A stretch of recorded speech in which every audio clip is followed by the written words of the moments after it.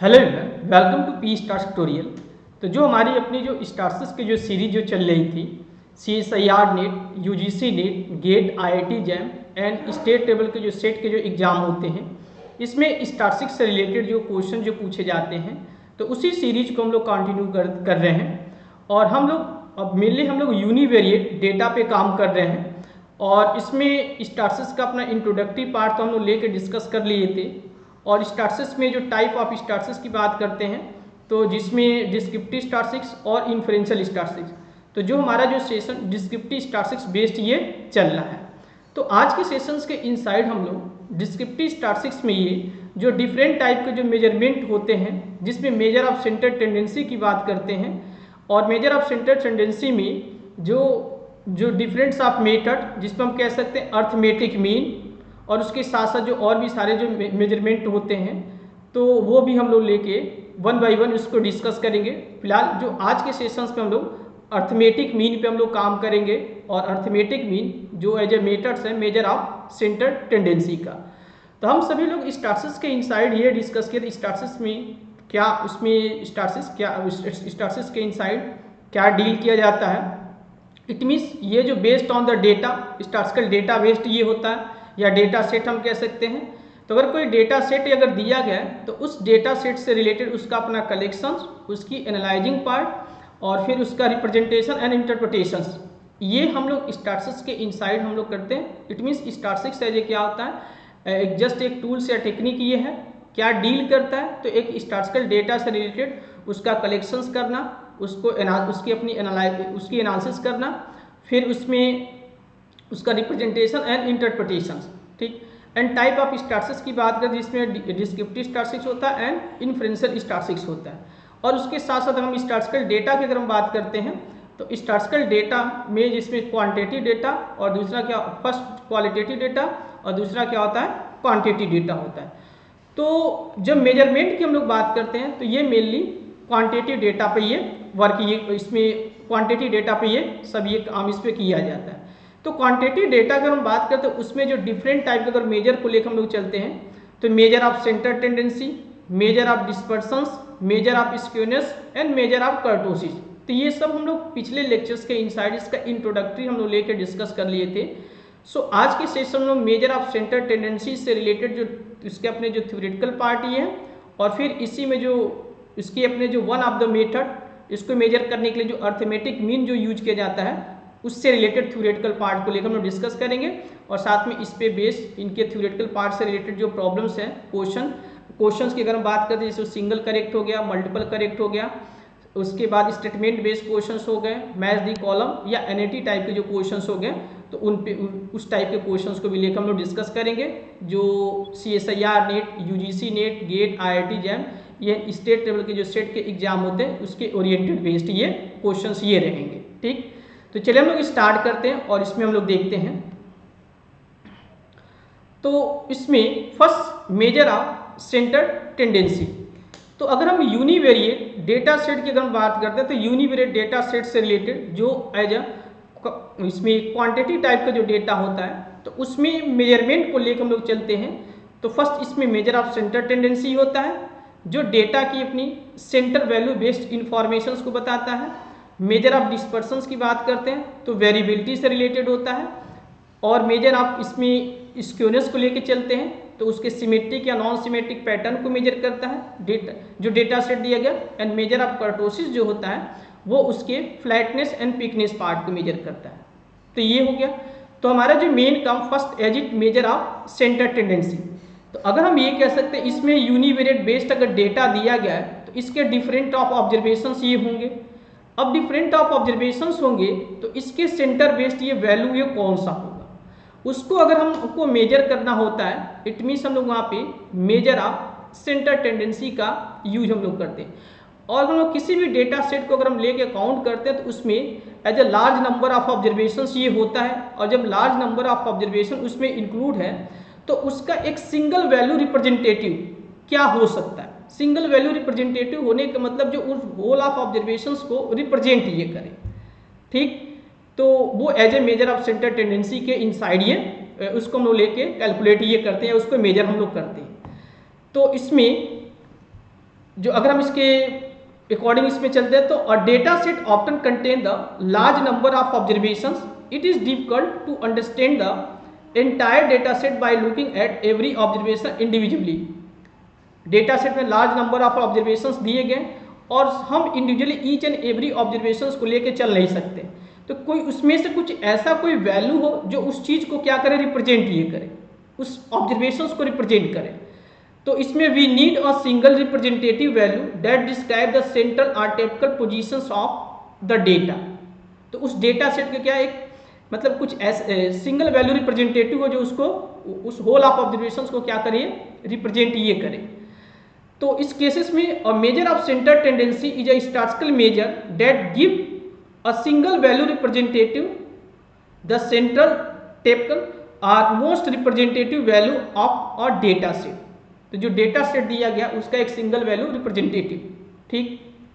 या अगर हम इसको एक और इसमें डिफिनीशंस को लेकर चलते हैं तो a measure of centre tendency are statistical measure used to locate the centre article value of और डिस्ट्रीब्यूशन।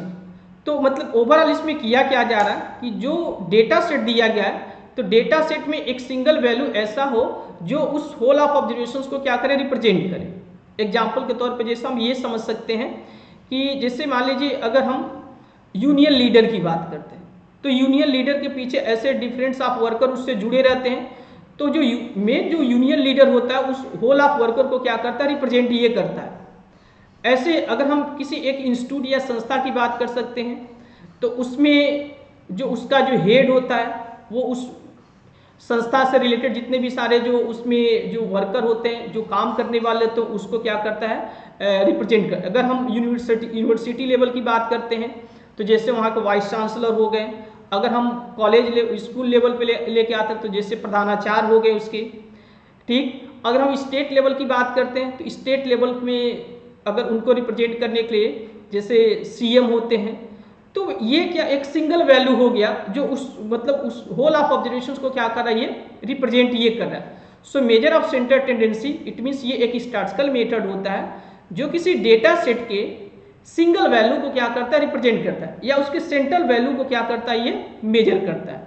तो अब जब सेंट्रल वैल्यू की बात करते हैं तो इसको मेजर करने के लिए वो कौन कौन सा मेथड हम लोग इसमें यूज करते हैं, और उसके साथ साथ कुछ और भी एग्जाम्पल, जैसे यहाँ पे एग्जाम्पल दिया गया, consider the marks of the 5 students. 5 of students का अगर मार्क्स दिया गया तो इसमें वो कौन सी वैल्यू होगी जो इन सभी को एज ए रिप्रेजेंट करे, मतलब सेंटर बेस्ड वैल्यू को रिप्रेजेंट करे।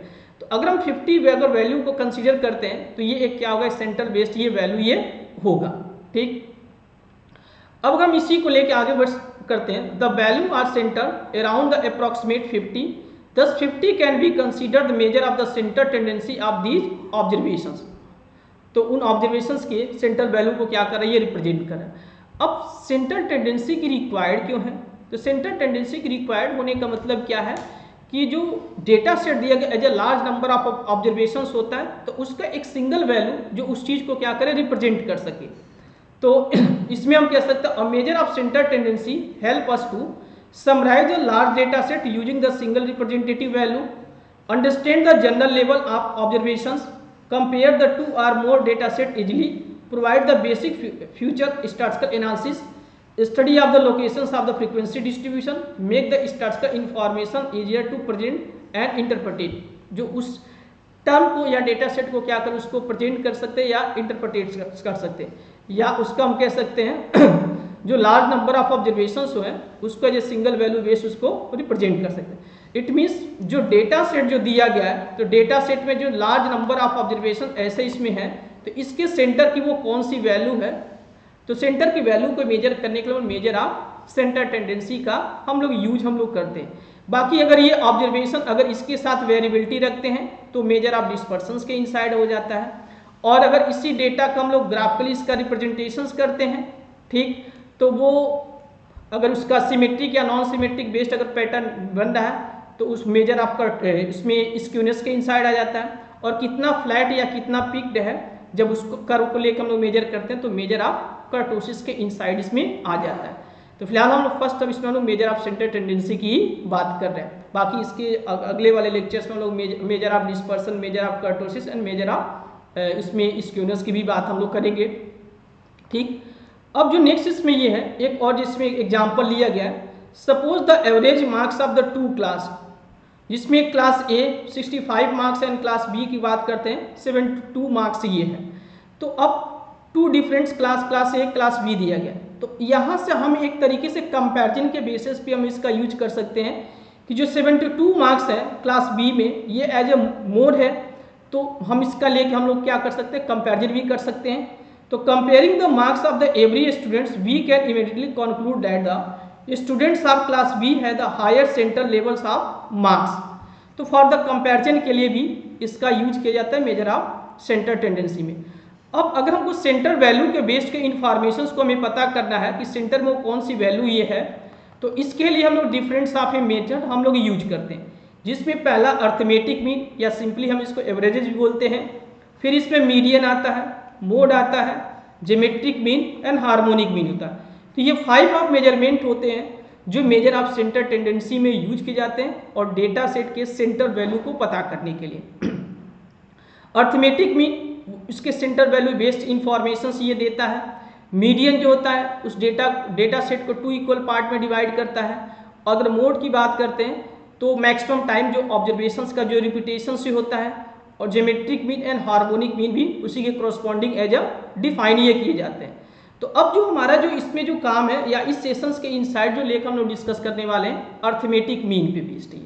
मेजर ऑफ सेंटर टेंडेंसी को तो हम लोग समझ गए कि एक जो सेंटर वैल्यू बेस्ड को क्या करता है, ये रिप्रेजेंट करता है या मेजर करता है। तो उसी के इनसाइड जो one of the method arithmetic mean है, इस पे हम लोग काम करेंगे। बाकी अगले लेक्चर्स में हम लोग median, mode, geometric mean and harmonic mean पे हम लोग काम करेंगे 1 बाय 1। ठीक, तो अब इसमें फर्स्ट स्टार्टिंग हम लोग करते हैं अर्थमेटिक मीन। तो अर्थमेटिक मीन में इसके अगर हम लोग फार्मूले की बात करते हैं, तो जो अगर हम सिंपली अगर जो डेटा सेट अगर दिया गया है, तो डेटा सेट में ऐसे डिफरेंस ऑफ ऑब्जर्वेशंस जो है और इसके में सेंटर वैल्यू को पता करना है, तो one of the method arithmetic mean को हम लोग क्या करते हैं, यूज हम लोग करते हैं। तो एक जो डेटा सेट के अगर हम रिप्रेजेंटेशंस की बात करते हैं, तो डेटा सेट का रिप्रेजेंटेशंस हम लोग ऑब्जर्वेशंस के बेस पे लेके चल सकते हैं, और उसके साथ साथ डिस्क्रीट सीरीज में जिसमें xi और fi, मतलब हम इसमें ऑब्जर्वेशंस के साथ साथ फ्रीक्वेंसी को भी लेके चलें। और फिर अगर हम लोग क्लास इंटरवल की बात करते हैं, तो इसमें क्लास इंटरवल और उसके साथ साथ फ्रीक्वेंसी को हम लोग लेके चलें। तो डेटा सेट को हम लोग ऐसे ऑब्जर्वेशंस और उसके साथ साथ हम लोग कह सकते हैं, तो ऑब्जर्वेशंस के साथ साथ frequency, discrete and class interval के फॉर्म में हम लोग लेके चल सकते हैं। अब जब इस तरीके से डेटा सेट को अगर हम ऐसे रिप्रेजेंट कर रहे हैं, तो हमें क्या करना है, इसके सेंटर वैल्यू बेस को हमें मेजर करना है। तो जो फार्मूले जो इसमें जो तैयार होंगे, तो first as it arithmetic mean क्या होता है, तो arithmetic mean is giving the centre value of the frequency distribution. या हम ये कह सकते हैं जो डेटा सेट जो दिया गया है या स्टैटिस्टिकल डेटा सेट जो दिया गया है, उसकी अपने सेंटर वैल्यू को क्या करता है, ये बताता है। अब सेंटर वैल्यू को पता करने के लिए जो फार्मूले जो यूज किए जाते हैं, डिफरेंट ऑफ फार्मूले कह सकते हैं। तो पहला हम ये कह, जैसे अगर ओनली फॉर द ऑब्जर्वेशन इसमें गिवन है, तो x bar equal to 1/n summations i from 1 to n, xi जो हमारा फार्मूला होता है, मतलब sum of number of observations and divide by total number of observation. यहाँ पे sum of all observation divide by the total number of observations. और अगर xi के साथ साथ फ्रीक्वेंसी भी हम लोग लेके चल रहे हैं, तो यहाँ पे fi और xi को मल्टीप्लाई करेंगे, उसका सम करेंगे और 1/n, इट मीन्स ये कैपिटल N जो होगा ये टोटल सम ऑफ फ्रीक्वेंसी को क्या करेगा, ये रिप्रेजेंट ये करेगा। ऐसे क्लास इंटरवल की बात करें, तो क्लास इंटरवल पे बेस्ड जो फार्मूला जो बनेगा इसमें मीन को निकालने के लिए, तो इसमें हम लोग फर्स्ट एज इट क्या करेंगे, जो क्लास इंटरवल दिया गया उसके हम लोग मीन वैल्यू को निकालेंगे। तो लोअर बाउंड्री प्लस ये अपर बाउंड्री, तो इसमें हम लोग यहाँ पे जो लोअर बाउंड्री को हम लोग xi-1 और ये प्लस ये xi/2 कर दे रहे हैं।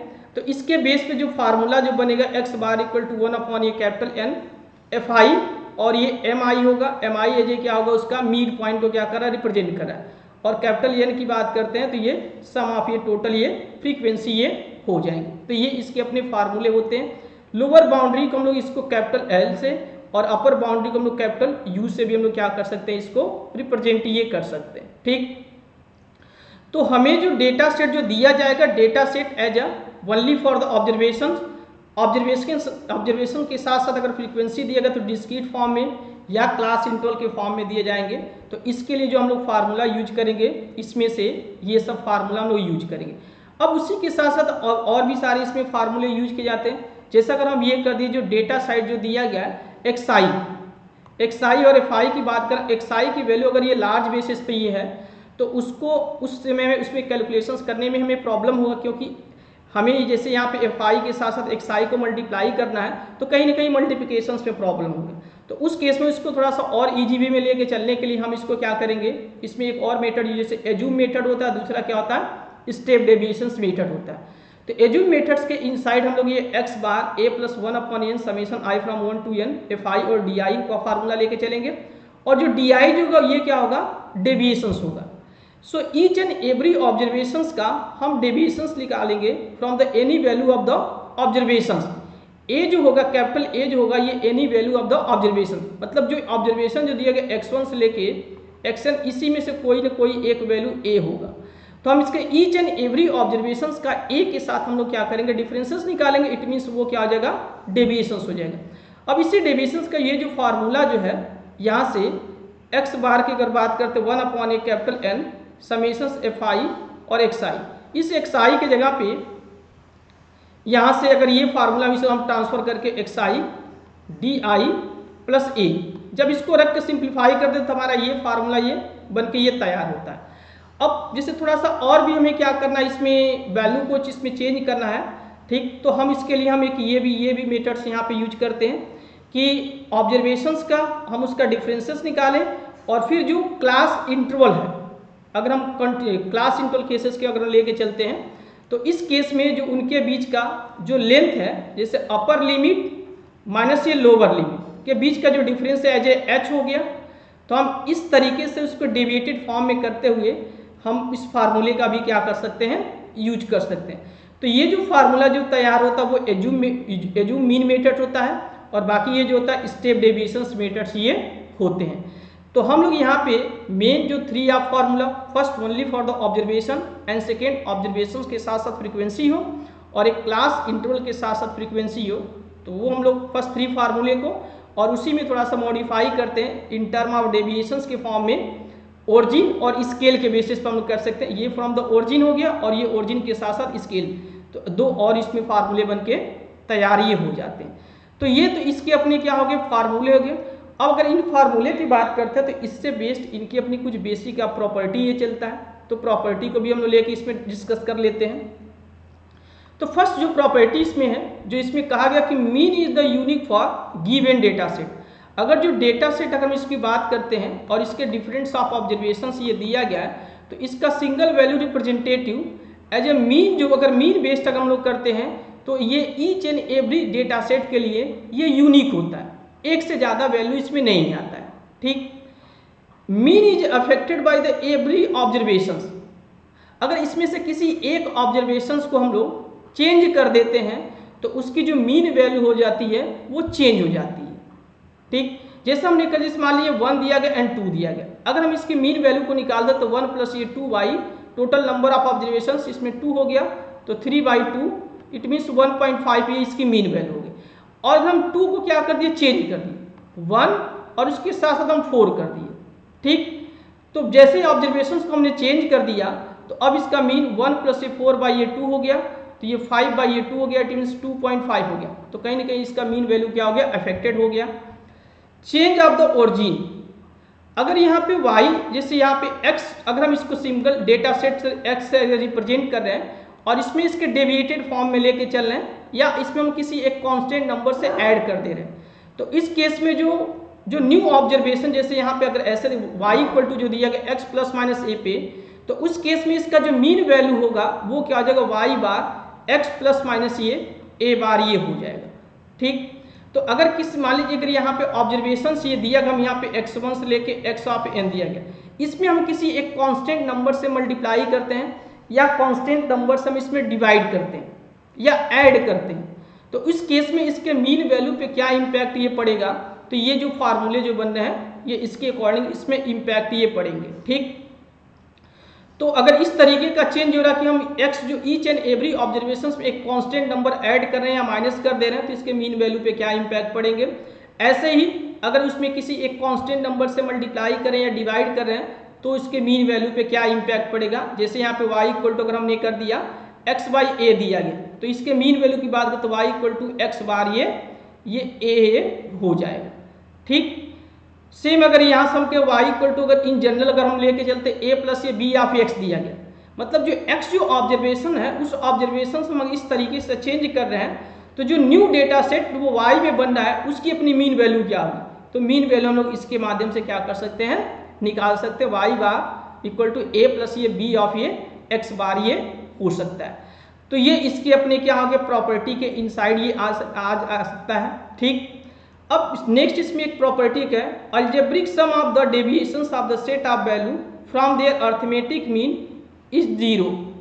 तो इसमें algebraic sum of deviations, deviation it means ये ऑब्जर्वेशंस का हम लोग क्या कर रहे हैं, ईच एंड एवरी ऑब्जर्वेशन का किसी एक फिक्स वैल्यू से हम उसका डेविएट कर रहे हैं।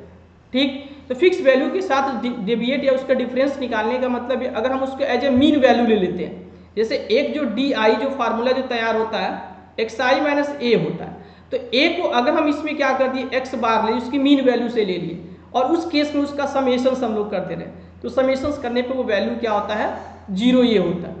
तो ये स्टेटमेंट ये algebraic sum of deviations of a set of value from their arithmetic mean, जो डेविएशन से लिया जा रहा है वो उसके अर्थमेटिक मीन से लिया जा रहा है, मतलब इस फॉर्मेट में तो वैल्यू क्या होता है, ये 0 ये होता है।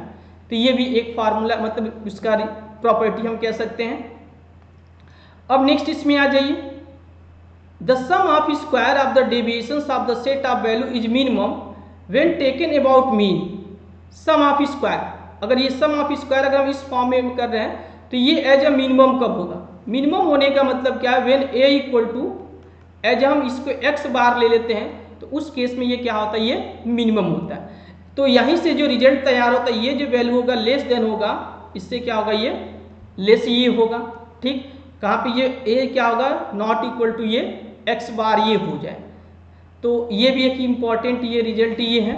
ठीक, इन सबको हम लोग क्या कर सकते हैं, एक डेटा सेट लेके हम उससे वेरीफाई हम लोग कर सकते हैं। फिलहाल हम इस प्रॉपर्टी को लेके हम लोग चल रहे हैं और इसी पे बेस्ड हमारे जो ऑब्जेक्टिव टाइप के जो क्वेश्चंस बनते हैं हम उसको उसके माध्यम से लेके हम लोग सॉल्व करेंगे। अब उसके साथ साथ कुछ और भी प्रॉपर्टीज में आ जाता है। ये जो property mean of the composite series, ऐसे हम कहते हैं कि मान लीजिए 2 या more than 2 different data set अगर दिया गया है और उसकी mean value and number of observation दिया गया है तो उसका अपना जो कंबाइंड मीन होगा उसके लिए फार्मूला क्या बन के ये तैयार होगा। एग्जाम्पल जैसे हम ये मान लीजिए डेटा सेट ऐसे ये दिया गया और इसमें x1 बार, x2 बार, x3 बार और ये क्या हो गया xn बार दिया गया। इसमें n1, n2, n3 और ये यहाँ से इसको k कर दीजिए, ये x के बार हो गया। तो इस केस में इसका जो कंबाइंड मीन की बात करते हैं, कंबाइंड मीन ये क्या होगा, तो कंबाइंड मीन के लिए जो फार्मूला जो इसमें जो बन के जो तैयार होता है n1 x1 बार, n2 x2 बार प्लस डॉट डॉट n के x के बार अपॉन ये टोटल नंबर ऑफ ये ऑब्जर्वेशंस की बात करते for each and every data set. तो इस केस में हमारा फार्मूला ये बन के ये तैयार ही हो जाता है। ठीक, तो summations i from 1 to k ni xi bar हो गया और i from 1 to k ni ये हो गया। तो ये जो कॉन्सेप्ट जो चल रहा है ये अर्थमेटिक मीन से रिलेटेड ये चल रहा है और अर्थमेटिक मीन जो है one of the measure of centre tendency या वन ऑफ द मेथड हम कह सकते हैं जिसके माध्यम से हम लोग या जिसके हेल्प से हम लोग डेटा की सेंटर वैल्यू को हम लोग क्या करते हैं, मेजर हम लोग करते हैं। ठीक, तो इनसे रिलेटेड जो फार्मूला हम लोग क्या क्या लेकर डिस्कस किए हम फिर एक बार करते हैं। इसमें डेटा सेट ऑब्जर्वेशंस के फॉर्म में और ऑब्जर्वेशन के साथ साथ फ्रीक्वेंसी और डिस्क्रीट और क्लास इंटरवल के फॉर्म में अगर दिया गया है तो उसके लिए ये सब फार्मूले ये बन के ये तैयार ही होते हैं। और उसके साथ साथ हम यहाँ पे बात कर सकते हैं अगर क्लास इंटरवल फॉर्म में दे तो उसे हमें क्या करना होगा, पहले फर्स्ट एज इट उसके मिड पॉइंट निकालना होगा और मिड पॉइंट निकालने के लिए जो क्लास इंटरवल की अपर एंड लोअर बाउंड दिया जाता है उसको सम करके हम लोग हाफ कर देते हैं। तो उस केस में ये फार्मूला बन के तैयार होता है। ऐसे एज्यूम मीन की बात करते हैं, एन स्टेप डेविएशंस की यहाँ पे दिया गया। अब इन्हीं सारे फार्मूले से रिलेटेड अगर हम इसके एग्जाम्पल की बात करते हैं, फर्स्ट मतलब हम लोग इसके थ्योरेटिकल कॉन्सेप्ट और इनसे रिलेटेड जो इसके जो डिफरेंट्स ऑफ जो फार्मूला था वो हम लोग लेके डिस्कस किए। अब इसी पे बेस्ड हम लोग क्या करते हैं, एग्जाम्पल को लेकर डिस्कस करते हैं, जिससे ये चीज़ें हमें और भी अच्छे से समझ में आ जाएगी। उसके साथ साथ जो अगर इसके एडवांटेज और इसके लिमिटेशंस की बात करते हैं तो इसके एडवांटेज में क्या हो जाएगा, easy to understand and calculate mean. अगर डेटा सेट दिया गया तो उसके वैल्यू हम इजीली क्या कर सकते हैं, कैलकुलेट कर सकते हैं, उसको समझ भी सकते हैं। Use every observation, mean value निकालने के लिए हम इसमें सभी के सभी ऑब्जर्वेशंस के क्या करते हैं, यूज करते हैं। Suitable for the further mathematical treatment, relatively stable for the sample to sample, useful in statistical analysis and inference.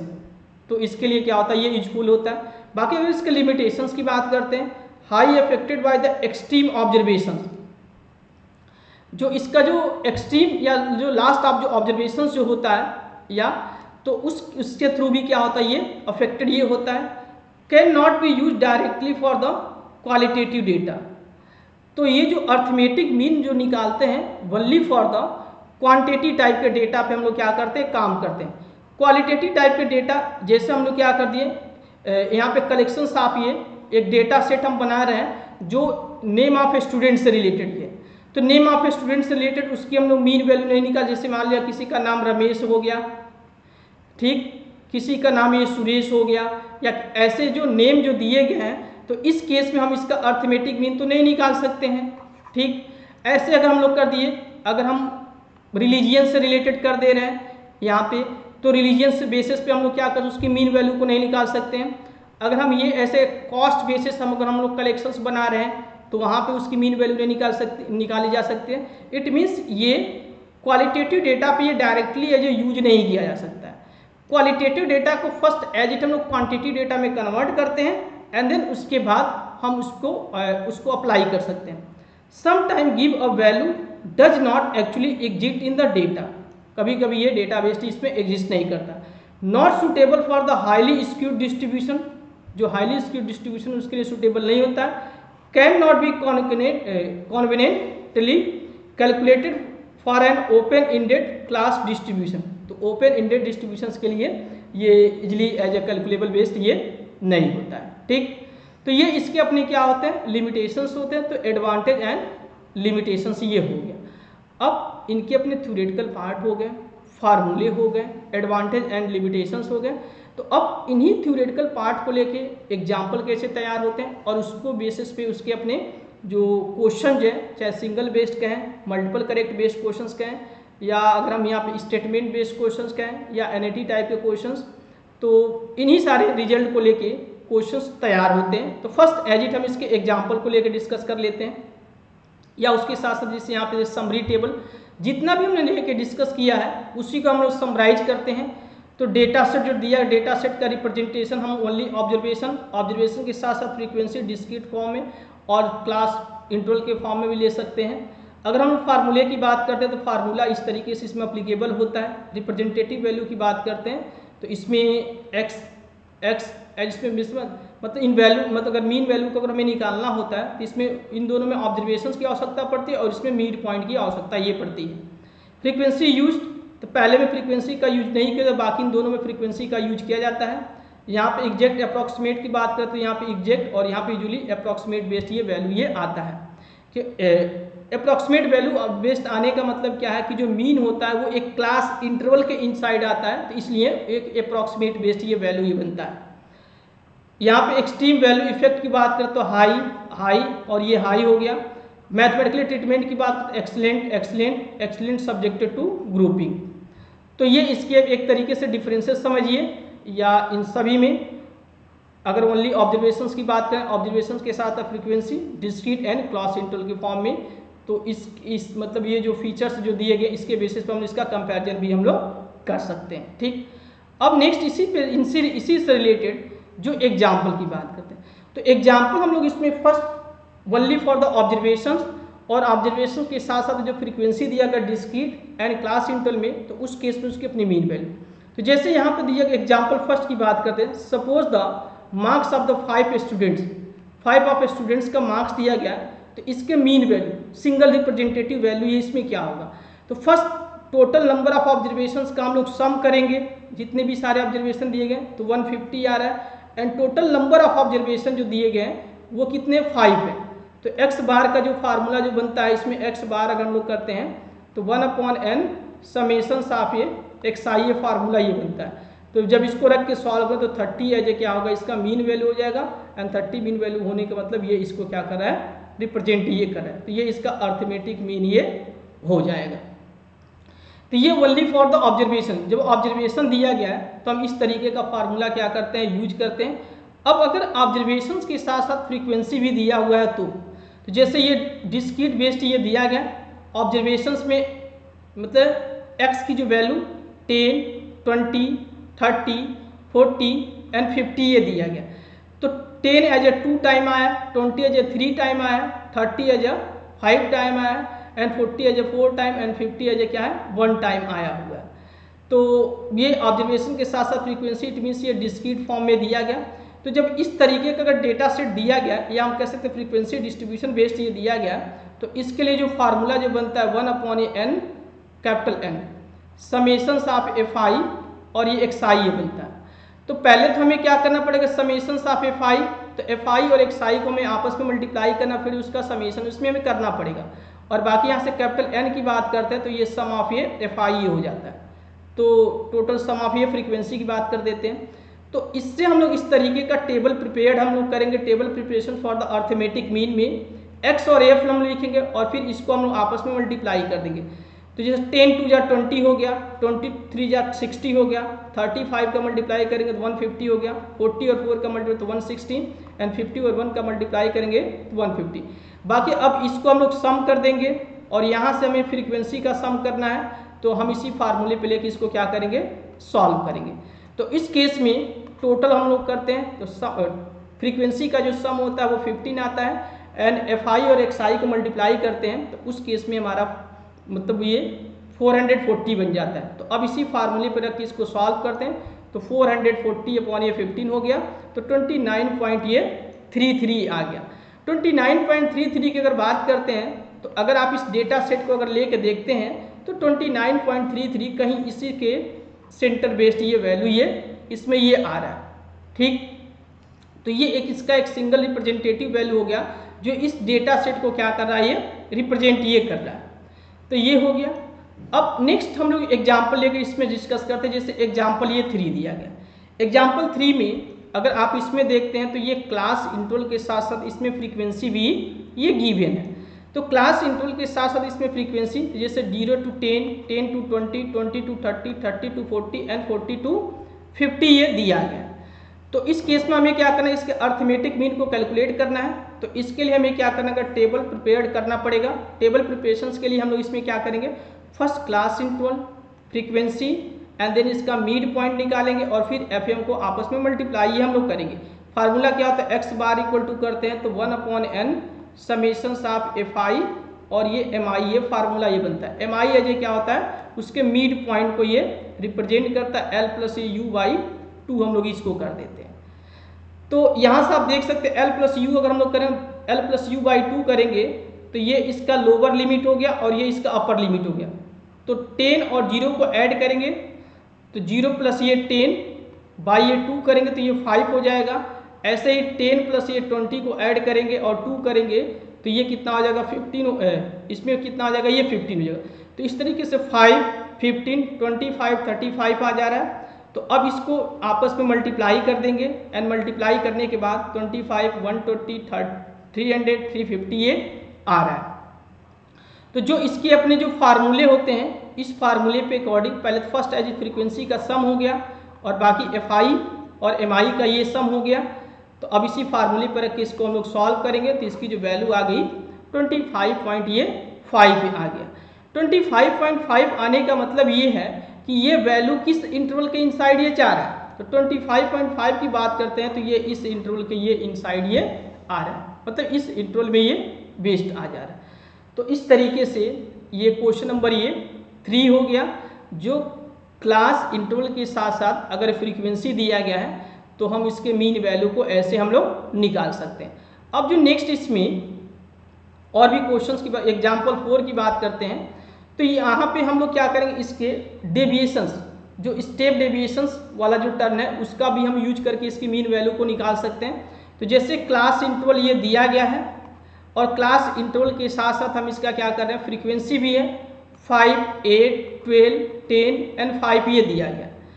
तो हमें क्या करना, अर्थमेटिक मीन निकालना है about a equal to 25 mid point of the class interval. तो यहाँ से first इसके लिए हम लोग टेबल प्रिपेयर करेंगे।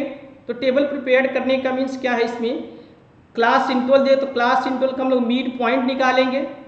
तो lower value plus upper value by हम लोग 2 करेंगे for each and every class interval. तो ये इसका मिड पॉइंट ये निकल गया और साथ में ये फ्रीक्वेंसी हो गया। अब यहीं से हम लोग डेविएटेड फॉर्म डी आई का जो फार्मूला होता है एक्स आई माइनस ये ए होता है। तो जो इसके each and every observation size m based ये बनना है। तो ये एम माइनस ये 25 हम लोग कर दिए। इस तरीके से हम इसका डेविएशंस कर दिए। तो जैसे हम इसको डेविएशंस करेंगे तो अब इसमें f और d के साथ हम लोग मल्टीप्लाई करेंगे। तो ये f और d के साथ ये मल्टीप्लाई करने के बाद हमारा ये फार्मूला ये बनके तैयार ये हो रहा है। और जब इस तरीके से फार्मूला ये बनके तैयार हो रहा है तो अब यहीं से इसमें ये फ्रीक्वेंसी का सम हो गया और ये fi और di का प्रोडक्ट का ये सम हो गया। तो जो फार्मूला जो बनता है x bar equal to a plus 1 upon n summation fi और di और n इक्वल टू हम लोग करते थे सम ऑफ fi और di जो है mi माइनस ही m हो गया। तो जब जो फार्मूला ये इस तरीके से बना तो a की वैल्यू 25 दिया गया है, बाकी fi दिया 20 आ रहा है और ये 40 लेके इसको सॉल्व कर रहे हैं तो 25.5 ये आ रहा है। तो अब इसमें ये ध्यान दीजिए, जब हम सेम इसी डेटा सेट की हम बात करें, जब इसमें स्टेप डेविएशंस मेथड से हम लोग यूज कर रहे हैं तो 25.5 आ जा रहा है। एंड सेम डेटा के लिए जब हम लोग ये इसके जस्ट पहले वाला फार्मूला यूज कर रहे हैं ये fi और इसमें मिड पॉइंट का जब हम यूज कर रहे हैं तब भी क्या आ जा रहा है 25.5 आ रहा है। तो मेथड हम चाहे मीन के लिए जो भी इसमें यूज कर रहे हैं उसकी वैल्यू क्या आ रही है, सेम आ जाए। मतलब उसका डेटा सेट का जो मीन वैल्यू होता है वो क्या होता है, सेम ही होता है। ठीक, ऐसा नहीं कि अगर एक सिंगल डेटा सेट दिया गया तो उसकी मीन वैल्यू अलग अलग होगी, नहीं, ईच मतलब वो यूनिक होगा। तो ये इसके अपने क्वेश्चंस ये हो गए। तो यहाँ पर हम लोग 4 to 5 क्वेश्चंस इसमें एज एग्जाम्पल के तौर पे लेकर डिस्कस किए। First only for the observation, जब ऑब्जर्वेशन दिया गया तो ऑब्जर्वेशन की उसकी अपनी मीन वैल्यू, ऑब्जर्वेशन के साथ साथ अगर फ्रीक्वेंसी दिया डिस्क्रीट एंड कंटिन्यूस के केस में, क्लास इंटरवल के केस में, तो हम लोग मीन वैल्यू कैसे निकाल सकते हैं। अब इसी को और मॉडिफाई करके कुछ और भी अलग तरीके से इसमें क्वेश्चंस ये बन सकते हैं। अलग तरीके क्वेश्चंस बनने का मतलब क्या है, जैसे मान लीजिए अगर ये हम कह सकते हैं यहाँ से ये वैल्यू एज ए मिसिंग है, यहाँ पे x दिया गया है और यहाँ पे हम लोग कर दिए ये वैल्यू ये मिसिंग है y दिया गया। तो हमें क्या, और इसके साथ साथ इसमें कैपिटल N की वैल्यू, इसमें कैपिटल N की वैल्यू जो इसका अगर हम डेटा सेट को लेकर चलते हैं तो कितना है 40 है। तो ये 40 गिवन है और साथ में इसका मीन वैल्यू कितना है, वो जो 25.5 आ रहा है ये इसका गिवन है। तो कहा जा रहा है कि आपको x एंड y की वैल्यू को आप ऑब्टेन करिए। तो सेम हम यही मेथड फार्मूले को लेके चलेंगे और इस फार्मूले का यूज कीजिए। जैसे हमारा जो इसमें जो मेथड, पहले तो हम लोग फ्रीक्वेंसी का सम करेंगे। तो जैसे हम फ्रीक्वेंसी का सम करेंगे तो इसकी वैल्यू कितना दिया गया है, यही 40 दिया गया। तो जब इसको 40 का तो ये x एंड y में एक इक्वेशंस ये बन जाएगा। यहाँ से 2 वेरिएबल्स हैं तो हमें 2 इक्वेशंस की आवश्यकता पड़ेगी। तो एक इक्वेशंस हम यहीं से निकालेंगे तो पहला हो गया, और बाकी जब इसका मीन का फार्मूला इसमें यूज करेंगे 1/n समेशन ऑफ fi और इसमें क्लास इंटरवल के फॉर्म में तो हम इसका मीन की वैल्यू कर, तो एक इक्वेशंस हमारा यहाँ से बन जाएगा। x एंड y में एक इक्वेशन से, तो ये दूसरा इक्वेशन। अब इन्हीं दोनों इक्वेशंस को सॉल्व करेंगे तो हमारा x एंड y की वैल्यू क्या हो जाएगा, निकल जाएगा। तो कुछ इस तरीके से भी क्वेश्चन इसमें ये बन सकते हैं। ठीक, तो मतलब हमने क्या किया कि इसके अपने जो थ्योरेटिकल पार्ट ये हैं उसको हमने डिस्कस किया और उसी पे बेस्ड हम लोग क्वेश्चंस को लेके हम लोग इसमें क्वेश्चन पे लेके हम लोग काम किए।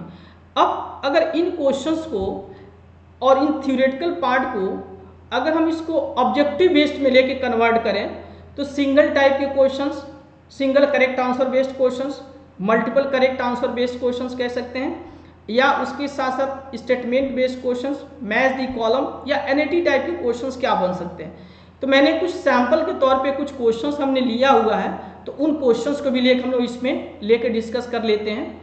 तो जैसे अगर हम क्वेश्चंस की बात करते हैं, इसमें फर्स्ट हम लोग स्टार्टिंग करते हैं इसमें ऑब्जेक्टिव, मतलब इसमें ऑब्जेक्टिव टाइप क्वेश्चंस हमने single, multiple, match the column और उसके स्टेटमेंट बेस्ड और उसके साथ साथ हमने एनएटी टाइप के क्वेश्चंस भी लिया हुआ है। तो स्टार्टिंग हम लोग इसमें सिंगल करेक्ट क्वेश्चन से हम लोग करते हैं। तो फर्स्ट इसमें क्वेश्चन नंबर फर्स्ट जो दिया गया है, इसमें क्या कहा जा रहा है, arithmetic mean of the observations is. इसका क्या होगा, हम कुछ बेसिक टाइप के क्वेश्चंस होंगे, कुछ क्वेश्चंस का लेवल थोड़ा सा टफ होगा, तो डिपेंड करता है कि एग्जाम कैसा है। जैसे CSIR नेट की बात करते हैं, गेट, IIT जैम, या अगर इसमें UGC नेट स्टैट्स की बात करते हैं, या स्टेट लेवल के जो सेट के जो एग्जाम होते हैं, तो हर एक एग्जाम में क्वेश्चंस एक अलग अलग लेवल का होता है। तो क्वेश्चंस का स्टैंडर्ड तो अलग ये हो सकता है, लेकिन उसके पीछे का जो थ्योरेटिकल कॉन्सेप्ट या जो मेथड्स है वो तो हमारा सेम है। तो फर्स्ट जो इसका जो थ्योरेटिकल पार्ट है, उस थ्योरेटिकल पार्ट के अकॉर्डिंग क्वेश्चंस कैसा बन सकता है। बाकी तो क्वेश्चंस के लेवल अलग अलग होंगे। तो जब हम लोग जब इन एग्जाम के क्वेश्चंस को जब हम लेके सॉल्व करेंगे, तो वहाँ से हमें क्वेश्चंस का स्टैंडर्ड भी हमें पता चलेगा। बट उससे पहले तो हमें कुछ क्वेश्चंस को लेके प्रैक्टिस तो करना पड़ेगा। तो प्रैक्टिस हम लोग इस टाइप के क्वेश्चन से लेकर हम लोग कर रहे हैं। तो इसके में ईच एंड एवरी लेवल, मतलब इसको अगर हम कहेंगे तो अलग अलग लेवल के क्वेश्चंस इसमें रहेंगे, तो हम लोग लेके इसको डिस्कस करते हैं। तो ये ओनली फॉर द ऑब्जर्वेशंस ही है, इसकी अपनी मीन वैल्यू क्या हो जाएगी। तो ऑब्जर्वेशंस का सम, तो 8 प्लस ये 12, 15 प्लस ये 20 plus 25, total number of observations की बात करते हैं 1 2 3 4 5 दिए गए। इसको जब हम लोग सम करेंगे, तो सम करने के बाद इसकी जो वैल्यू आती है 16 ये आती है। पहले सम करेंगे एंड सम को 5 से डिवाइड करेंगे तो इसका 16 आ जाता है। तो इसमें सी आंसर क्या है, एज ये करेक्ट ये होता है। ठीक, अब इस क्वेश्चंस को थोड़ा सा और भी मॉडिफाई करके दिया जा सकता है। जैसे इसमें मान लीजिए 15 एज ए इसको मिस कर दिया गया, यहाँ पे x कर दिया गया, तो उसके साथ साथ इसमें x बार की वैल्यू इसमें 16 एज ए गिवन है। तो कहा जा रहा है कि इस x की वैल्यू क्या होगी। तो सेम हम इसी फार्मूले का यूज करके x bar 1/n summation of xi का यूज करेंगे, तो ये n x बार और सम ऑफ xi। अब यहीं से करेंगे तो x की वैल्यू हमारी ये निकल जाएगी। तो इस तरीके का भी क्वेश्चन, तो वो डिपेंड करता है कि क्वेश्चंस में किस तरीके से मॉडिफाई करके उसका एक नया टाइप और उसके क्वेश्चंस लेवल को और टफ बनाया जा सकता है। ठीक, तो क्वेश्चन नंबर फर्स्ट हो गया। अब नेक्स्ट आइए इसमें क्वेश्चन नंबर 2 की बात करते हैं। If the arithmetic mean of the 8 observation is 15, then the sum of observation is क्या होगा। तो एक डेटा सेट दिया गया है और डेटा सेट में 8 ऑब्जर्वेशंस हैं। इसमें डेटा सेट में इसके अपने 8 ऑब्जर्वेशंस हैं और उसके साथ साथ इसकी अपनी जो मीन वैल्यू, मतलब x जो बार जो दिया गया वो 15 दिया गया। तो कहा जा रहा है इसमें सम ऑफ ऑब्जर्वेशंस क्या होगा। तो यहाँ से अगर फार्मूले की बात करते तो x bar 1/n summations of ये xi ये होता है। तो हमें सम ऑफ ये xi हमें पूछा जा रहा है, तो n ऑफ x बार हो गया। तो n इसमें आप देख सकते हैं n कितना दिया हुआ है, 8 दिया हुआ है, यही वैल्यू क्या है, n है। तो 8 और ये 15, इसको मल्टीप्लाई करते हैं तो कितना हो जाएगा इसमें। तो इसमें अगर हम इसमें करते हैं तो 120, तो 120 इट मीन्स ये बी एज ए क्या हो जाएगा, इसका अपने ये करेक्ट आंसर ये हो जाएगा। नेक्स्ट क्वेश्चन नंबर 3 को देखिए। For the discrete frequency distribution x and f दिया गया, तो इसका अर्थमेटिक मीन ये क्या हो जाएगा। तो इस केस में जो इसका जो फार्मूला जो चलता है 1/ये कैपिटल N fi और उसके साथ साथ xi, और यहीं से कैपिटल N की बात करते हैं तो सम ऑफ ये fi ये चलता है। तो अब हम इसको करस्पॉन्डिंग मल्टीप्लाई करेंगे। तो जैसे हम इसको मल्टीप्लाई कर दिए तो यहीं से f और x क्या हो गया, ये 6 हो गया, ये 9 हो गया, और यहाँ से कर देंगे तो 24, और ये कितना हो जाएगा 16 हो जाएगा। इस पूरे को सम करेंगे तो सम करने के बाद इसमें 6 प्लस 9 24 और प्लस ये 16 और n से डिवाइड कर देंगे तो इसके फ्रीक्वेंसी का सम करेंगे तो 8 10 मतलब 14 हो गया। अब इसको लेके जब हम इसको सॉल्व करें तो सॉल्व करने के बाद जो वैल्यू आ जाएगा 4.2 4.93 ये आ जाएगा। ठीक, तो 4.93 आने का मतलब इसका अपना क्या हो जाएगा, ये एज ए बी आंसर क्या होगा आपका, ये करेक्ट ये हो जाएगा। तो यहाँ पे डेटा साइज को एज ए स्मॉल रखा गया है, तो हो सकता है डेटा साइज की इसकी साइज वैल्यू बढ़ा दी जाए, तो थोड़ा सा कैलकुलेशंस में और भी हमें इसमें जोर डालना पड़ेगा, थोड़ा सा मेहनत हमें करना पड़ेगा। ठीक, तो ये क्वेश्चन नंबर ये 3 हो गया। अब नेक्स्ट आइए, इसमें हम क्वेश्चन नंबर 4 की बात करते हैं। For a continuous frequency distribution the class interval 20 to 30 is represented in calculating the arithmetic mean by. ठीक, for a continuous frequency distribution the class interval 20 to 30 is represented in the calculating the arithmetic mean by। मतलब अगर एक data set दिया गया और class interval form में दिया गया है, तो अर्थमेटिक मीन 20 to 30 के बीच में, तो वो कौन सी वैल्यू इसमें से होगा, तो 20 to 30 के बीच में इस इंटरवल के इनसाइड जो वैल्यू होगा वो उसी मीन वैल्यू को क्या करेगा, रिप्रेजेंट करेगा। तो 20 तो इस इंटरवल में है नहीं, 30 तो इंटरवल में है नहीं, तो इसके बीच की वैल्यू क्या होगा, मतलब इस इंटरवल के इनसाइड का वैल्यू कौन सा है, तो यही 25 ये है। इट मीन्स इसका बी आंसर क्या होगा, ये करेक्ट ये हो जाएगा। अब नेक्स्ट आ जाइए question number 5। If x has arithmetic mean x bar equal to 25 and y equal to 3x bar plus ये 4 दिया गया, then the arithmetic mean of the y. तो एक डेटा सेट ये है जो एज ए एक्स बेस्ड इसको represent किया जा रहा है, तो इसका मीन जो अगर हम लोग कर दें एक्स बार ये हो जाएगा। ठीक, और एक्स बार कितना दिया गया, ये 25 ये दिया गया। तो इस केस में एक्स से एक न्यू डेटा सेट प्रिपेयर किया जा रहा है और वाई इक्वल टू क्या है 3, यहाँ पे एक्स प्लस ये 4 दिया गया, तो इसकी मीन वैल्यू क्या हो जाएगी, तो मीन वैल्यू वाई बार 3 यहाँ पे एक्स बार प्लस ये 4 हो जाएगा।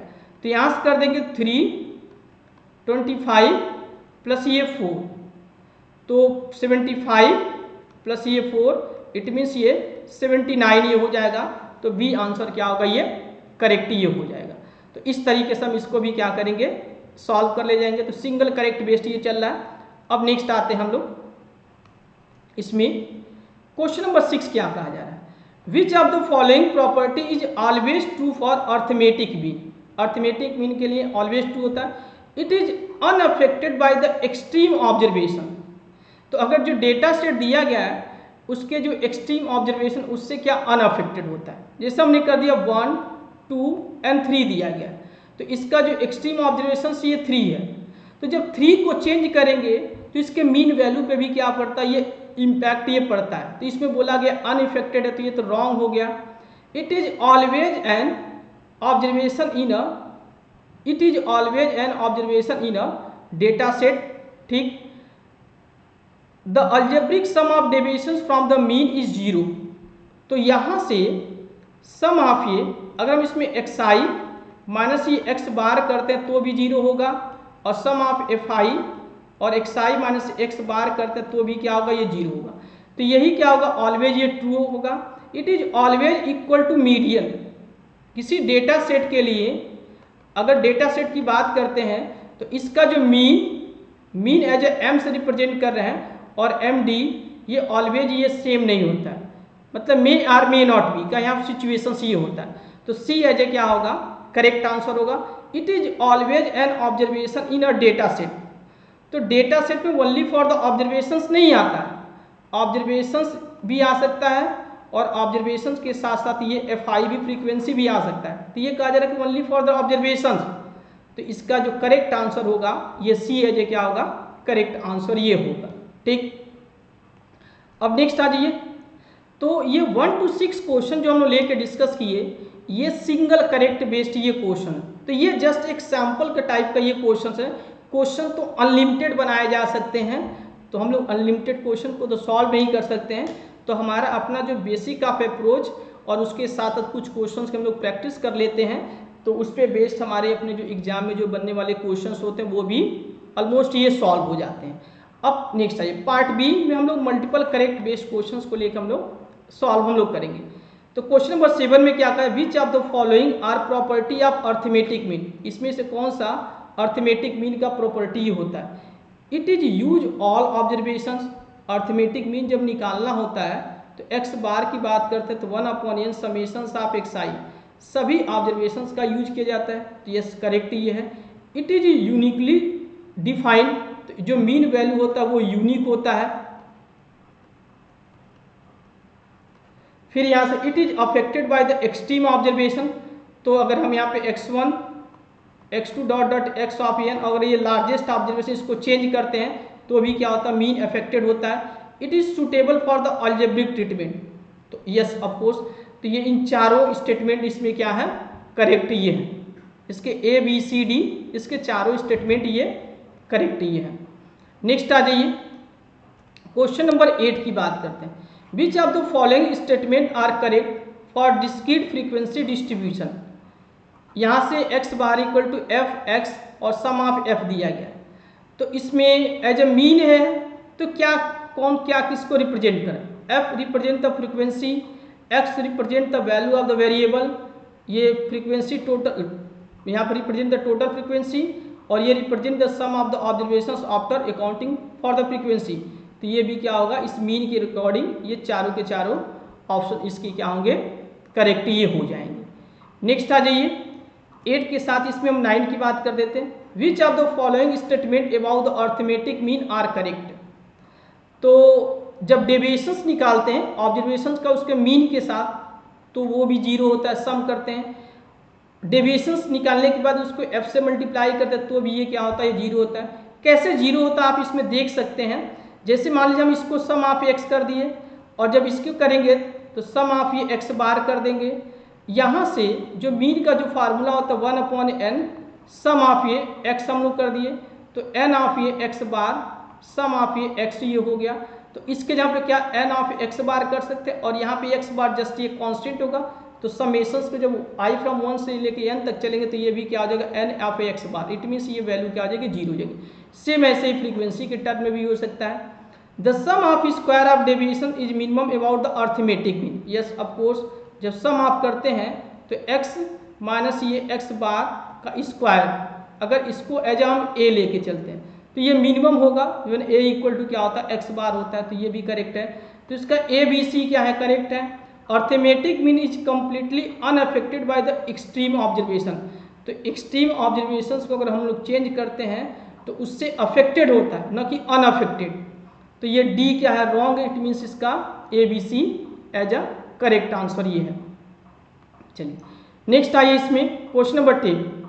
For a class interval frequency distribution which quantity are required for the direct method of calculating arithmetic mean. अगर क्लास इंटरवल की बात करते हैं तो अर्थमेटिक मीन के लिए क्या क्या चीज़ें इसमें रिक्वायर्ड होता है। तो अगर क्लास इंटरवल, जैसे यहाँ पे क्लास इंटरवल दिया गया है, जैसे हम लोग 0 से 10 की बात कर दिए, 10 से लेकर 20 को कर दिए, ऐसे 20 से लेकर 30 कर दिए, फ्रीक्वेंसी 1 2 3 दिया गया, तो इसमें इसका मिड पॉइंट साथ में, मिड पॉइंट के साथ साथ एफ ऑफ ये एम, तो ये सब इसमें, और उसके साथ साथ फ्रीक्वेंसी की भी आवश्यकता है। जो फार्मूला जो बनता है 1/n की बात करते हैं तो सम ऑफ एफ और ये एम ये होता है, तो इसमें सब की सब मिड पॉइंट की भी आवश्यकता है, फ्रीक्वेंसी की भी आवश्यकता है, product of mid point and frequency की आवश्यकता है, एंड टोटल फ्रीक्वेंसी, मतलब इसके चारों आंसर क्या है, चारों ऑप्शन ये करेक्ट ही है। सेम आ जाइए इसमें क्वेश्चन नंबर 11 की बात करते हैं। y equal to a plus a b of x दिया गया है, विच स्टेटमेंट आर करेक्ट, इसमें से कौन सा करेक्ट है। तो अगर डेटा सेट जैसे हम बात करते हैं, यहाँ पे x डेटा सेट दिया गया है, तो इसका जो मीन वैल्यू अगर हम x बार ले रहे हैं और इससे एक न्यू डेटा सेट प्रिपेयर कर रहे हैं a प्लस ये बी ऑफ x, तो इसका अपना जो मीन होगा y बार का कर a प्लस ये बी ऑफ x बार ये हो जाएगा। तो अब इसी के अकॉर्डिंग देख सकते हैं ये भी करेक्ट ये है। b इक्वल टू अगर 1 कर देते तो ये भी करेक्ट हो जाएगा, अगर a इक्वल टू 0 कर देते तो ये भी करेक्ट हो जाएगा, और ए बी इक्वल टू 0 कर देते तो ये क्या होगा, रॉन्ग होगा। इट मीन्स इसका ए बी सी करेक्ट ये हो जाएगा। चलिए इसमें question number 12, which of the following can be disadvantage of the arithmetic mean. तो इसके डिसएडवांटेज की बात कर सकते हैं। It is affected by the extreme value, yes of course. It may not be actual observations, ये भी करेक्ट है। It is unsuitable for the qualitative type का डेटा, तो क्वांटिटी डेटा, जो क्वांटिटी डेटा होता है उसके लिए क्या होता है, ये सूटेबल होता है, इसके लिए unsuitable. It can be use for further mathematical analysis. तो इसके चारों मतलब चारों ऑप्शंस क्या हैं, करेक्ट ये हैं। इसके लिमिटेशंस बेस्ड ये आ जाते हैं। तो ये क्वेश्चन नंबर 12 हो गया, जो ये मल्टीपल बेस्ड ये चल रहा है। तो हम लोग 1 to 7 सिंगल करेक्ट बेस्ड ये, और 7 to हम लोग 12 जो क्वेश्चन लेकर डिस्कस किए वो मल्टीपल करेक्ट बेस्ड था।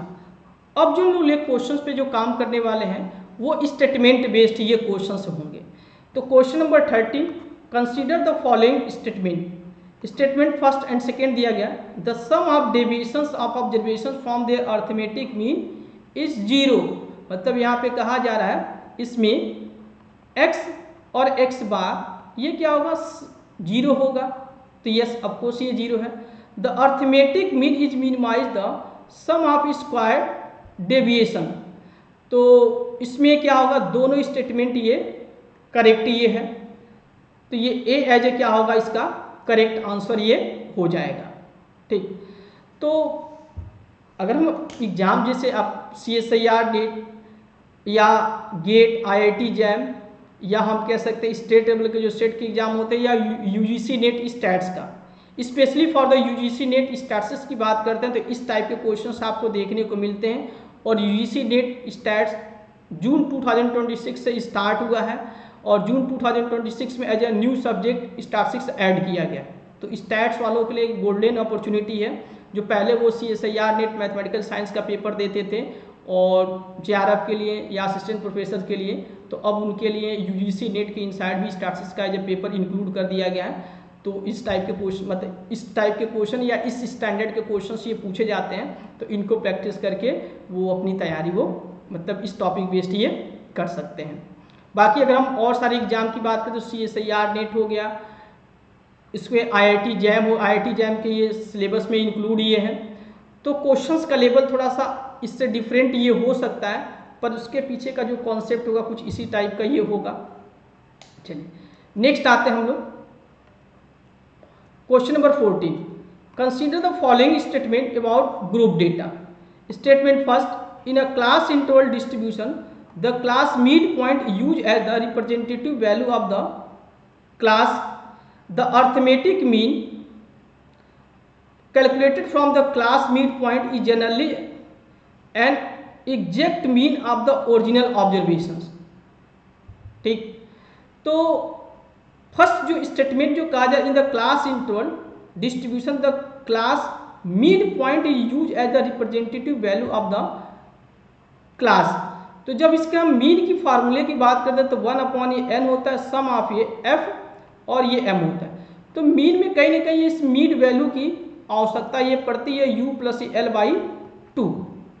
और बाकी जब हम इसके जो मीन वैल्यू निकालते हैं इन द क्लास इंटरवल, तो वो उस इंटरवल के इनसाइड का ही पॉइंट होता है, तो एग्जैक्ट ना हो कि वो अप्रॉक्सीमेट में ये चलता है। ठीक, तो इसका स्टेटमेंट एज ए ओनली क्या होता है, फर्स्ट ये करेक्ट होता है। ठीक, स्टेटमेंट ये जो सेकेंड की बात करते हैं तो ये अप्रॉक्सीमेट बेस्ड ये चलता है। तो इसमें statement first as a correct हो, स्टेटमेंट सेकेंड एज ए क्या है, फॉल्स ये है। ठीक, नेक्स्ट आ जाए 14 की बात, ये 15, y = x + ये 10 एक डेटा सेट ये दिया गया है। तो कहा जा रहा है the arithmetic mean of the y is 10 unit greater than the arithmetic mean of ये x। तो obviously the variance is also increase by the 10 unit. तो अब इसमें जैसे एक डेटा सेट दिया गया, मान लीजिए हम डेटा सेट की बात करते हैं, ये डेटा सेट x दिया गया, इसका मीन अगर ये x ये है, तो जो न्यू डेटा सेट जो बनाया जा रहा है y = x + ये 10, तो जो मीन होगा y x बार + ये 10। तो जो न्यू डेटा सेट का जो मीन है वो कहीं ना कहीं greater than the from the old data set हम कह सकते हैं। तो यही इसमें का the arithmetic mean of the y is the 10 unit greater than the arithmetic mean of the x। तो पहला स्टेटमेंट तो करेक्ट ये है। The variance is also increase by the 10 units. तो वेरिएंस जो होता है वो 10 यूनिट, इसमें इस केस में अगर डेटा सेट की बात करें तो वेरिएंस है जो क्या होगा, ये सेम होगा। वेरिएंस ऑफ अगर y करेंगे या वेरिएंस ऑफ x, ये दोनों क्या होगा, ये सेम होगा। तो ये तो रॉन्ग है, स्टेटमेंट फर्स्ट एज ए क्या होगा, ये करेक्ट ये होगा। तो इसमें statement first as a true है और स्टेटमेंट ये रॉन्ग, मतलब ये सी एज ए क्या है, करेक्ट आंसर ये है। चलिए, तो ये अभी स्टेटमेंट बेस्ड ये क्वेश्चन चल रहे हैं। फिर ये 16 को देखिए, consider the following statement. Statement first, second, third इसमें दिया गया। Arithmetic mean is highly affected by the extreme observation. तो yes of course, median is generally less than affected by the extreme observation than arithmetic mean, और arithmetic mean is always preferred for highly skewed data. तो arithmetic mean जो होता है ये for highly skewed data के लिए prefer ये नहीं होता है, वेरी करता है उस केस में, हाईली जो स्क्यूड डेटा होते हैं। और जो median is the generally less affected by the extreme observation. Generally जब मीडियन की जब हम बात करते हैं तो वो ऑब्जर्वेशंस की वैल्यू होता है जो उस डेटा सेट को 2 इक्वल पार्ट में डिवाइड करता है। तो इसमें ऑब्जर्वेशंस को काउंट ना करके उसके ऑर्डरिंग को हम लोग काउंट करते हैं। ऑब्जर्वेशन जैसे मान लीजिए यहाँ पे x1 से लेके x ऑफ n दिया गया है, तो अब इसको ना काउंट करके हम इसके ऑर्डरिंग को काउंट करते हैं और फिर इसके बेसिस पे हम लोग मीडियन निकालते हैं। तो इस केस में स्टेटमेंट अगर हम इसमें करते हैं तो median is generally less affected by the extreme of observation. तो यस ये करेक्ट ये है।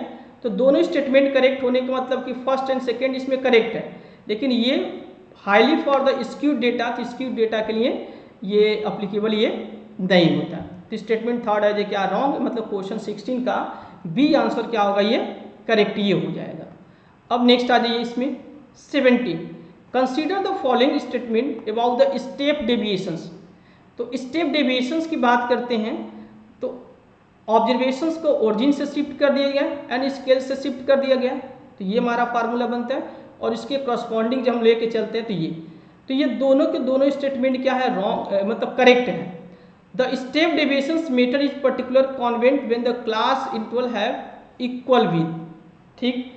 तो यस ऑफकोर्स स्टेप डेविएशंस अप्लीकेबल्स होता है जब क्लास इंटरवल है, मतलब क्या इक्वल विथ पे ये चलते हैं। ऐसा नहीं कि जैसे मान लीजिए यहाँ पे 0 से 10 चला गया, फिर हम इस चीज़ को करते इसके बीच का जो क्लास विथ की बात करें 10 हो गया, फिर यहाँ से 10 से लेके 30 कर दिए, तो अब इसके बीच का जो विथ हो गया ये कितना हो जाएगा, ये 20 का हो जाएगा। तो इस केस में ये अप्लीकेबल ये नहीं होता है। तो इसके यहाँ से तीनों स्टेटमेंट ये करेक्ट है, तो डी एज ए क्या होगा, करेक्ट आंसर ये हो जाएगा, ठीक। चलिए नेक्स्ट आइए। तो ये 17, तो यहाँ तक जो हम लोग क्वेश्चंस लेकर डिस्कस किए इसमें से हम लोग सिंगल करेक्ट हो गया, मल्टीपल करेक्ट हो गया और स्टेटमेंट बेस्ड ये क्वेश्चंस हम लोग लेके कर लिए। अब जो हम लोग लेके क्वेश्चंस करने वाले हैं वो मैच दी कॉलम बेस्ड होंगे। तो ये पार्ट डी की हम लोग बात करते हैं। तो column first and column second हो गया, individually observation, discrete frequency, class interval and step deviations की बात करते हैं। इधर कॉलम फर्स्ट में ABCD और इधर PQRS या 1 2 3 4 भी ऐसे भी दिया जा सकता है। तो अब इसमें अगर इंडिविजुअली ऑब्जर्वेशंस की बात करते तो इसके लिए फार्मूला क्या बनता है, तो यही बनता है। तो A एज ए P के साथ ये हो गया। डिस्क्रीट फ्रीक्वेंसी डिस्ट्रीब्यूशंस की बात करते हैं तो डिस्क्रीट फ्रीक्वेंसी डिस्ट्रीब्यूशंस में यही फार्मूला बनता है, तो B Q के साथ हो गया। और अगर क्लास इंटरवल को लेकर चलते हैं तो उसमें मिड पॉइंट की आवश्यकता पड़ती है, तो C अगर यहाँ से कर सकते हैं तो ये R हो गया। और स्टेप डेविएशंस में सेम यही हो गया, तो D ये क्या हो जाएगा, ये S के साथ ही हो जाएगा। तो अगर चूज द करेक्ट ऑप्शंस की बात करते हैं तो इसमें जो मैच कौन सा करेगा, यहाँ से आप देखेंगे तो यहाँ से ये A एज ए क्या होगा, मैच करेगा, बाकी ये सब इससे मैच ये नहीं करेगा। सेम इसमें आ जाए match the symbol with their meaning. N, F और M और A दिया गया, कौन किससे क्या रिप्रेजेंट कर रहा है, तो N जो है ये क्या रिप्रेजेंट कर रहा है, तो ये फ्रीक्वेंसी ऑब्जर्वेशंस को ये रिप्रेजेंट कर रहा है, या हम ये कह सकते हैं टोटल फ्रीक्वेंसी को रिप्रेजेंट कर रहा है। तो A Q के साथ हो जाएगा और F जो होगा वो फ्रीक्वेंसी को रिप्रेजेंट कर रहा है, तो B जो होगा वो R के साथ मैच कर जाएगा। M जो है वो मिड पॉइंट को रिप्रेजेंट कर रहा है, तो C जो होगा वो P के साथ मैच करेगा। और जो A हुआ एज्यूम मीन हो जाएगा, तो डी जो होगा वो ये एस के साथ हो जाएगा। तो इस तरीके से ये इसका मैच जो चल रहा है।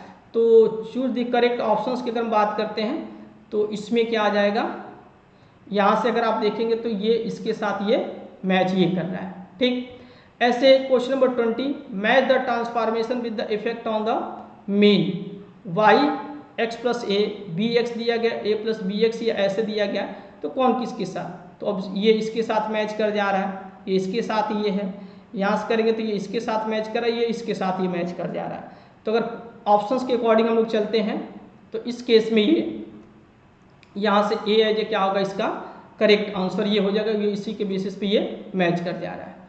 बाकी इसमें आ जाइए। तो अब ये जो लास्ट के जो 3 क्वेश्चन जो हम लेकर डिस्कस किए, ये मैच दी कॉलम बेस्ड ये है।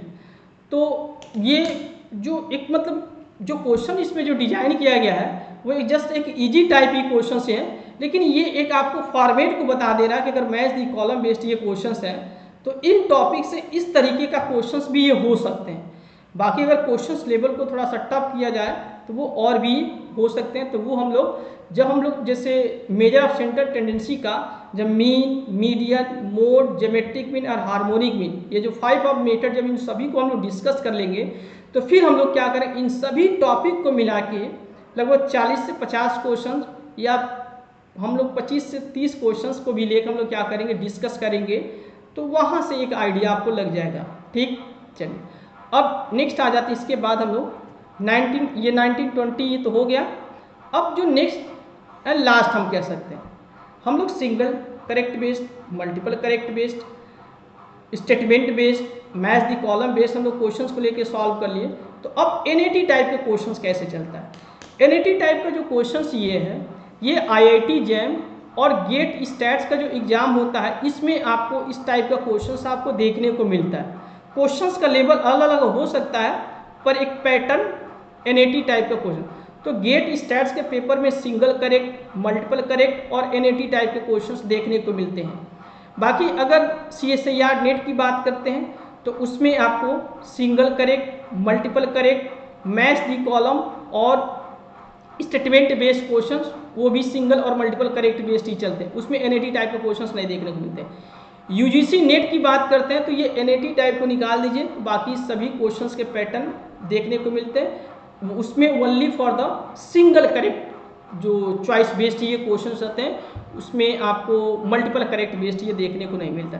तो हर एक एग्जाम का अपना क्वेश्चंस का जो पूछने का जो तरीका है स्टैंडर्ड थोड़ा सा अलग रहेगा। बाकी जो फॉर्मेट किसी में सिंगल करेक्ट बेस्ड क्वेश्चंस रहेंगे, किसी में सिंगल करेक्ट के साथ मल्टीपल करेक्ट और एनएटी भी रहेंगे, तो वो डिपेंड करता है एग्जाम कैसा ये है। तो इसमें question number 21, the arithmetic mean of the 5 of observation, same सभी ऑब्जर्वेशंस को हम इसको सम करेंगे and total number of observations इसको डिवाइड करेंगे तो मीन इसका निकल जाएगा। The arithmetic mean of the 10 observation is 25. If one observation is 40 incorrectly recorded as a 20, तो what is the correct arithmetic mean? तो इसका answer to the 2 decimal place हमें निकालना है। और सेम अगर हम इसमें बात कर सकते हैं, इसमें 23 तो ऑब्जर्वेशन के साथ साथ फ्रीक्वेंसी दिएगा तो इसका अर्थमेटिक मीन निकालना है। एंड 25 इसमें 24 देखेंगे तो for the following continuous frequency distribution calculate the arithmetic mean, तो क्लास इंटरवल के साथ साथ इसमें फ्रीक्वेंसी भी दिया गया है। तो फर्स्ट इसमें मिड पॉइंट निकालेंगे, फिर इसको एफ एम करके फिर यहाँ से जो हमारा जो इसमें फार्मूला था x bar equal to 1/n sum of f और एम, तो इस फार्मूले का यूज करके हम इसमें सॉल्व करेंगे। तो यहाँ पर हमने इसका सोल्यूशन एक शॉर्ट वे में रखा हुआ है, तो अभी हम आपको सोल्यूशन दिखा दे रहे हैं, पर पहले हम आपको क्वेश्चन को लेकर बता दे रहे हैं। 25 question, the arithmetic mean of the 2 group are 20 and 30 containing the 15 and 25 observation respectively, find the combined mean. तो कंबाइंड मीन जो हो चलता है n1 x1 बार प्लस ये n2 x2 बार n1 प्लस ये n2, यहाँ से हम कर सकते हैं। इसी फार्मूले के अकॉर्डिंग हम लेके क्या करेंगे सॉल्व, तो ये x1 बार हो गया, ये x2 बार हो गया, ये इसमें n1 और ये n2 ये दिया गया, तो हम उसमें लेके इस फार्मूले के अकॉर्डिंग इसको लेके सॉल्व करेंगे तो ये आ जाएगा। तो मैंने इसका सोल्यूशन एक शॉर्ट वे में यहाँ पे रखा हुआ है। जैसे 21 का निकालेंगे तो मीन वैल्यू 24 आ जाएगा, और यहाँ पे इनकरेक्ट ऑब्जर्वेशंस की बात करते हैं तो 10 और 25 बेस्ड, मतलब इसमें कितना दिया गया, अगर डेटा इसमें देखेंगे क्वेश्चंस के अकॉर्डिंग, तो इसमें देखिए कहा जा रहा है 10 observations, the arithmetic mean of the 10 observation is 25। तो टोटल नंबर ऑफ उसमें ऑब्जर्वेशंस का जो सम होगा, जैसे एक्स बार का जो फार्मूला होता है 1/n समेशंस ऑफ एक्स आई होता है, तो यहाँ से करेंगे तो n ऑफ एक्स बार, तो समेशंस ऑफ एक्स आई कितना हो जाएगा, तो हमने क्या कर दिया 10 और ये 25 को मल्टीप्लाई कर दिए, तो ये सम ऑफ ये एक्स आई ये हो जाएगा, तो ये 250 हो गया। और फिर इसमें कहा जा रहा है if one observation is 40 is incorrect recorded as a 20, मतलब 40 के जहाँ पे क्या हो गया, ये 20 हो गया। तो जब 20 हो गया तो what is the correct arithmetic mean, तो उस डेटा सेट का करेक्ट अर्थमेटिक मीन क्या हो जाएगा, तो इसमें यही काम इसमें किया जा रहा है। तो 250 आ गया, फिर अगर 40 है क्या आ गया, रिकॉर्ड हो गया 20 की जगह पे, तो जो करेक्ट जो टोटल सम होगा इसमें यहाँ से कर देंगे 250 में से 20 ऐड कर देंगे और फिर 20 को माइनस करके 40 ऐड करके 270 एज अ करेक्ट सम ये हो जाएगा। और टोटल नंबर ऑफ ऑब्जर्वेशन 10 दिए गए हैं, तो 270/10 कर देंगे तो ये 27 पॉइंट हो जाएगा। बाकी जो डिस्क्रीट के केस में ये हमारा फार्मूला चलता 28 हो जाता है, और अगर क्लास इंटरवल के केस में अगर लेके चलते हैं तो उस केस में इसका जो मीन निकालना होता है, तो पहले first as it mid point निकालेंगे, तो इसको सम करके 2 से डिवाइड कर देंगे, तो इसका मिड पॉइंट हो गया, फिर FM से मल्टीप्लाई करके हम इस फार्मूले का यूज कर देंगे। ऐसे 25 में कंबाइंड मीन की अगर हम बात करेंगे तो कंबाइंड मीन में यहाँ से XC N1 X1 बार प्लस N2 X2 बार N1 प्लस N2, तो यहाँ से करेंगे 26.25 ये हो जाएगा।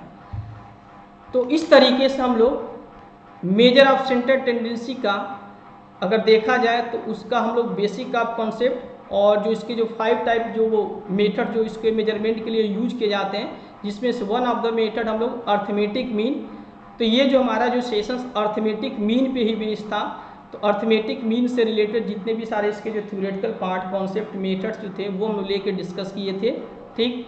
और उसके साथ साथ उस पर एग्जाम्पल और उसमें जो ऑब्जेक्टिव टाइप के क्वेश्चंस की बात करते हैं या NAT, तो ऑब्जेक्टिव टाइप के क्वेश्चंस के inside single correct, multiple correct, statement based जो क्वेश्चन ऑब्जेक्टिव टाइप के बनते हैं, या हम कह सकते हैं मैच दी कॉलम बेस्ड जो ऑब्जेक्टिव टाइप के क्वेश्चंस बनते हैं, तो वो हम लेके डिस्कस किए।